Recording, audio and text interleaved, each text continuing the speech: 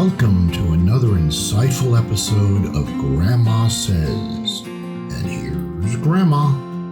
Okay, in this podcast of Grandma Says, we're still addressing the issue of how to have a happy home by establishing proper foundations.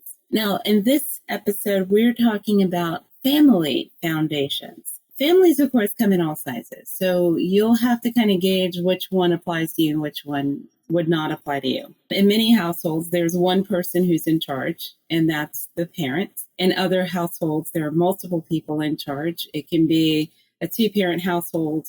If you live with grandparent, aunts, uncles, siblings, if you have extended family, then it can get a little bit confusing as to who's in charge of what. So the first thing that your children need to know is they need to understand who's in charge. And in most cases, that's based on location. So like if they're at home at mom's house, mom's in charge. But if they happen to go on a trip to go see grandma, then grandma may be in charge of what we're having for dinner, but grandpa may be in charge of whether or not you can go set up the badminton set outside. With children, depending on how old they are, you would need to know, I guess the easiest way to get them to understand who's in charge of what is for you to behave in a way that lets them know who's in charge of what.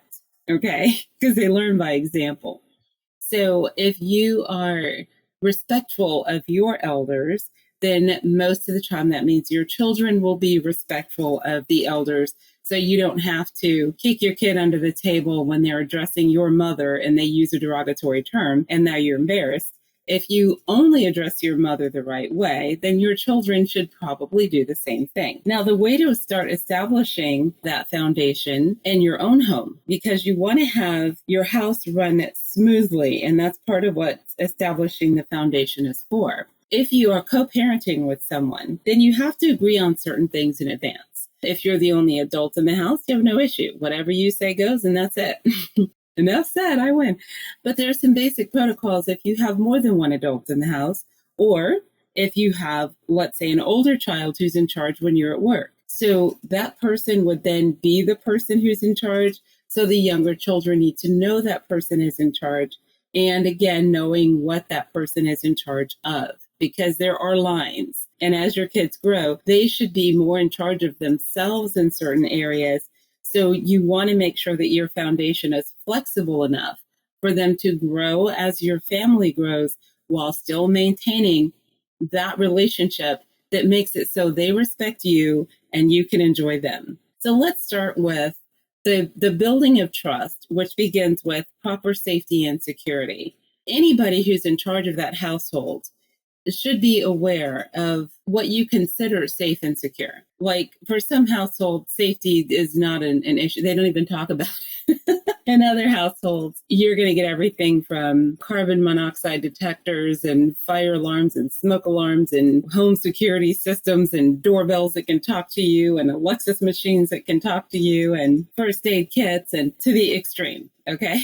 Now, I mention this because all the people in charge need to know to what level of safety and security, since it's your household, to what level of expectation you have. So you guys need to discuss this ahead of time. Because believe it or not, even something as simple as little Johnny fell down. Well, how do you handle that? If you handle it by saying, go put some water on it, then okay, great. Now he understands that he's not going to overreact when he falls down.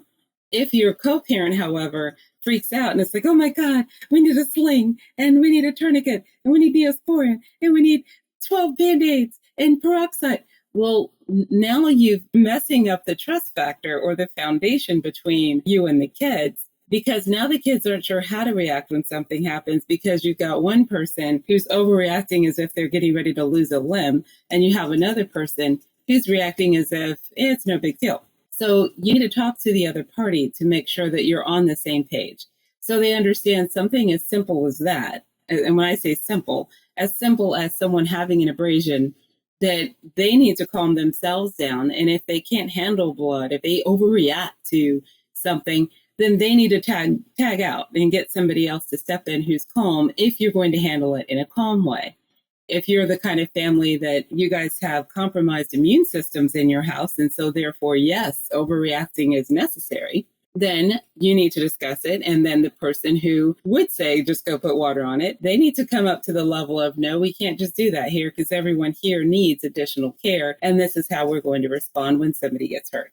Hopefully that made sense. The idea is that you want to make sure that all the people who are in charge have a general idea of how things are handled so that you don't have a situation where the children don't know how to react because the parents are not reacting in a way that makes sense. The other important thing with foundations is that you have to build the trust with the child so they know that when conflict occurs, that you are on their side.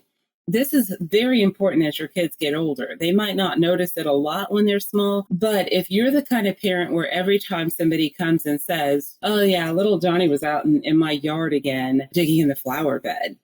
At some point, if you've already told him not to, so you know he should not be doing it, and you talk to him, he says, no, I haven't been doing that. I don't know what she's talking about. Your child needs to know that you've got their back, and that if they're approached by a Karen, a Chad, or a teacher who just picks on them, because it does happen, that they know that you're going to side with them until they make it so you can't. If they're doing what they said they're not, then obviously at some point, yeah, you guys are going to have to reestablish that trust after a little discipline. The other thing, too, is agreeing how far you're going to go with your kids when it comes to public displays of things like jokes and goofing off and embarrassing stories and so forth. And when I say you guys, as in with co-parenting, you guys need to have kind of agreed that in our household, we do not bring our personal issues into the public forum, or we only talk about personal things with other extended family, but not with coworkers. You guys need to have that chat because chances are, if you're married or you're together, you grew up in different households with different rules to begin with. So whereas one person may think it's cute to, pass gas in public, for instance, or in front of friends, and they think it's funny, the other party may be highly offended by it. And then before you know it, you're getting the silent treatment for a month. Establishing that foundation as a family structure is important for all parties involved, not just your children. Now, understand that trust only goes as far as your agreement. So, like with most spouses, they agree to stay married until somebody cheats. It's not a spoken rule, but it's kind of a given rule. If you're the kind of person who really doesn't care about the whole cheating aspect, then it's not a rule that's necessary. And you want to make sure that that's established with your children as well. That if you tell your kid, you've been good all week, you get to play with your Power Wheels Jeep at the park on Friday, then great. That's the established rule. So the child obeys all week. Now, when it's time for them to play, if you decide, I have to work late, so I can't really take you. I tell you what, how about we do it next week?